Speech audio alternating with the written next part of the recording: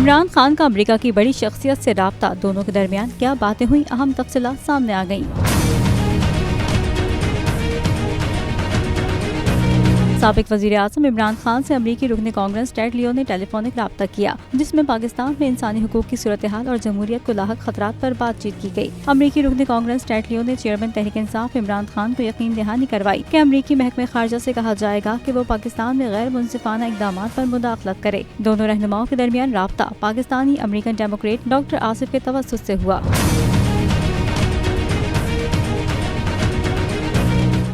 نظر آ رہا ہے سامنے لکھا ہوا ہے ظلم مٹنے کے لیے دو چیزوں سے مٹے گا بھائی۔ ایک عدل کی کرسی پہ جو لوگ بیٹھتے ہیں نا،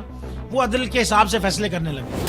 دوسرا قوم نکل کھڑی ہے اس ظلم کے خلاف، تو ظلم ختم ہو جائے گا، یا ان دونوں میں سے کوئی ایک چیز ہو جائے یا دونوں ہو جائے۔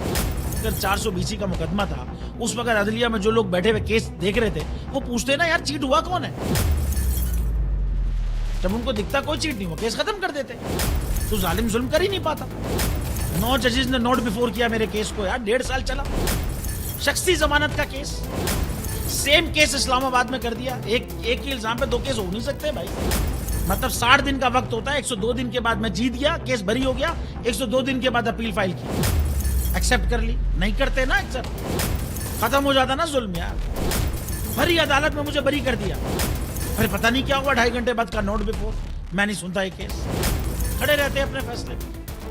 مٹ جاتا ظلم۔ اللہ تعالیٰ نے بٹھایا اس ان کرسیوں پہ ان کو، یار یہ اللہ تعالیٰ کی طرف سے فیصلے کرتے ہیں، تو یا تو یہ فیصلے آئیں گے ظلم مٹ جائے گا، یا قوم کھڑی ہو جائے گی ظلم کے خلاف۔